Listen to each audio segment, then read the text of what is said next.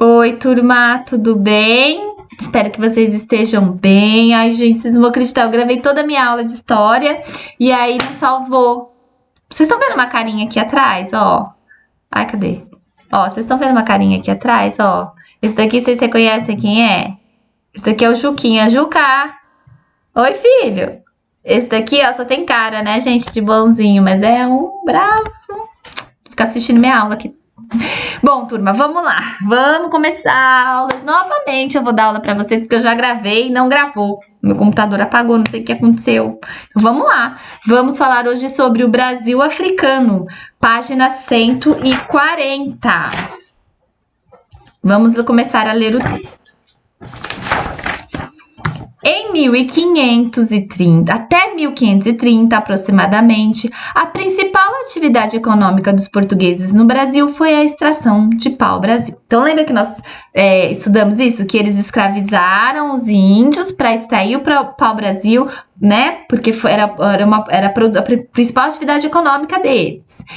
Feito com a mão de obra indígena, escrava, né? Não eram pagos. Nesse período, os portugueses decidiram iniciar a colonização do território com o cultivo de cana-de-açúcar e a produção do açúcar, que era vendido na Europa.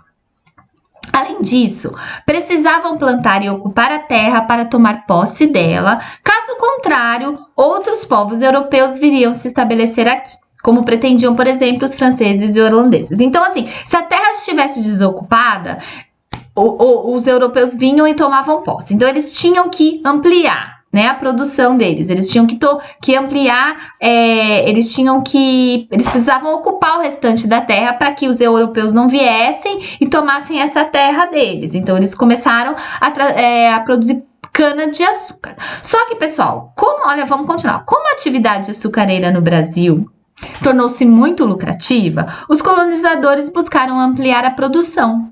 Para isso, era preciso dispor de mais trabalhadores nas lavouras de cana-de-açúcar e nos engenhos, né? Aqui em Piracicaba, a gente tem, né, o engenho lá, vocês acho que todos conhecem o engenho de açúcar, do engenho do Central aqui de Piracicaba, né? É o local onde se produzia a cana-de-açúcar, né? E a lavoura, olha aqui do lado, é a extensão de terra cultivada. Então, os portugueses passaram a usar a mão de obra escravizada trazida de diferentes regiões da África. Esses homens e mulheres possuíam línguas, religiões, habilidades e costumes diferentes. Então, pessoal, eles precisavam ampliar a atividade econômica deles aqui. Só que com os índios não dava muito certo, porque os índios entravam muito em guerra, fugiam, né? A gente viu que eles saíam aqui de lá do litoral e fugiam para o interior do país. E então eles precisavam dar um jeito. Eles começaram a traficar os africanos para cá, para trabalhar como escravos para os europeus aqui no Brasil, na plantação de cana-de-açúcar. Então, olha só, vamos ler este mapa aqui, turma. Olha a rota de tráfico dos escravizados do século. Esse mapa corresponde dos séculos 17 ao século 19. Mas olha só, veja bem. Aqui nessa área aqui da África, que corresponde à área do Congo, a Angola e o Moçambique, são o povo bantus, os bantus, né? E essa área aqui, que cor que tá aí? Verde, mas aqui para mim tá amarela, mas essa área verde corresponde à Costa do Ouro e à Costa do Marfim. O povo são sudaneses. Então, olha só, vamos olhar aqui uma região, uma cidade. Aqui, por exemplo, no Rio de Janeiro. Os povos que vinham mais aqui eram os grupos que chegavam aqui, eram os bantus. Porque olha só, cor laranjinha. Então, os bantus a maioria deles eram traficados para o Rio de Janeiro, Recife e São Luís. E os sudaneses eram traficados para Salvador. Certo, turma? Olha lá. Vamos continuar aqui na página 141. Então, nós vimos lá no começo do ano que nós falamos sobre migrações e tá escrito aqui, ó, nem sempre as pessoas migram por escolhas delas. Lá no começo do ano, nós vimos que os refugiados, eles migram por quê? Porque eles não têm opção. Às vezes o país deles o país onde ele vive está em guerra, então ele é obrigado a se refugiar em outro país. Os africanos, eles também não vieram para o Brasil por escolha deles. Eles foram obrigados a vir para o Brasil. Eles foram pegos lá na África e trazidos à força aqui no Brasil para servir de mão de obra nas lavouras aqui e em outros tipos de trabalho, né? Então, olha só. Vamos ler aqui. Eles foram aprisionados em vários lugares da África e trazidos para cá como escravos. Vinham nos porões escuros e abafados dos chamados navios negreiros. A travessia do Oceano Atlântico em direção ao território brasileiro, olha só, gente, como era longe. Então, eles tinham que atravessar tudo aqui, ó. E levavam muitos dias, né? Então, a travessia do Oceano Atlântico em direção ao território brasileiro era longa e difícil para os africanos. As condições de higiene dos navios eram péssimas, né, principalmente em razão do calor e da enorme quantidade de pessoas viajando juntas. A alimentação era pobre em nutrientes. Por isso, muitos escravizados acabavam morrendo antes de chegar ao seu lugar de destino. As doenças contaminavam rapidamente os africanos e os sobreviventes chegavam bem fracos aos portos de desembarque. Os africanos que se tornavam escravos geralmente eram separados de seus familiares, seus parentes e amigos no momento do embarque nos navios negreiros. Isso causava bastante sofrimento para as pessoas. Então, olha só. Isso daqui é uma gravura de Johann Mortz. Essa gravura, pessoal, não quer dizer que representa a verdade, representa a visão do artista, mas eu acho que era, e com certeza pela descrição, era muito pior que isso, né? Por quê? Porque, gente, não tinha higiene, a travessia era muito difícil para os africanos, porque, primeiro, fisicamente, não tinha higiene nenhuma. Eles comiam, eles faziam, defecavam, urinavam, tudo aí nesse lugar. E eles ficavam aí, ó, meses até chegar aqui. Muitos morriam. E os que não morriam ficavam muito debilitados quando chegavam aqui no Brasil, né? Então eram condições péssimas. Além de comida, eles não comiam todos os dias, né? A comida era escassa, então era pouca comida. Eles dividiam. Não tinha vitamina e nutrientes suficiente para eles. Então, era um horror, gente. Esses navios, eles eram chamados também como navio tumbeiros. Por quê? Porque lembrava lembrava túmulo, pela grande quantidade das pessoas que morriam lá, né?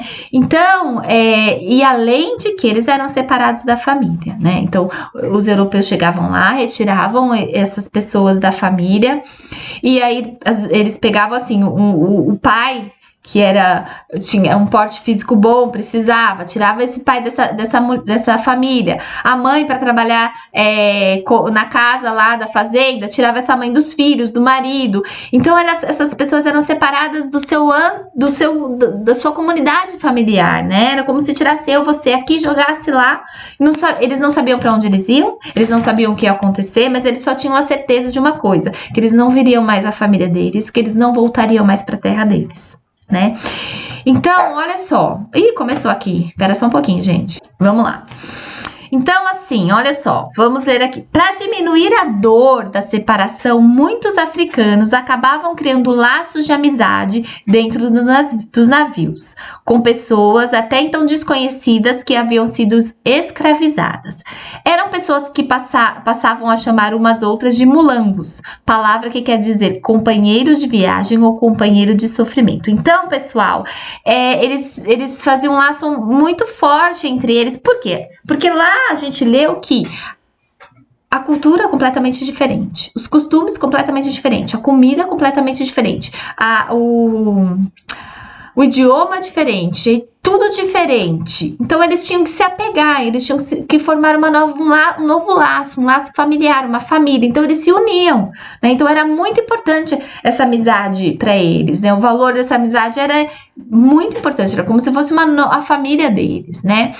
E olha só, a amizade entre os mulangos teve um papel muito importante para diminuir o sofrimento dessas pessoas e também ajudou a preservar a cultura africana aqui no Brasil. Para muitos africanos, a dor física provocada pelo desconforto da viagem não era o maior problema. Havia também o desespero e o banzo, sentimento de saudade da sua terra, do seu povo e da sua liberdade. Então, o banzo quer dizer saudosismo, apatia, saudade do que eles sabiam que nunca mais. Essa palavra banzo quer dizer quer dizer nostalgia, saudade daquilo que nunca mais vai voltar, você não vai ver mais. Então eles não iam ver mais a família deles, o povo deles, o lugar deles, né? E olha só que interessante essa gravura aqui, olha só. O desembarque, litografia de Johan também. Então, pessoal, essa gravura aí também não condiz com a realidade, né? Eles chegavam todos acorrentados aí, né?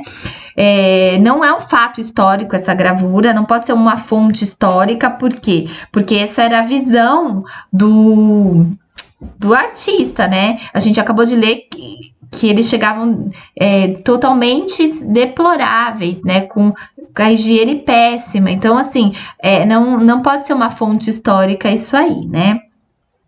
Gente, vocês sabiam também que os africanos, eles trouxeram uma tecnologia para o Brasil, olha lá.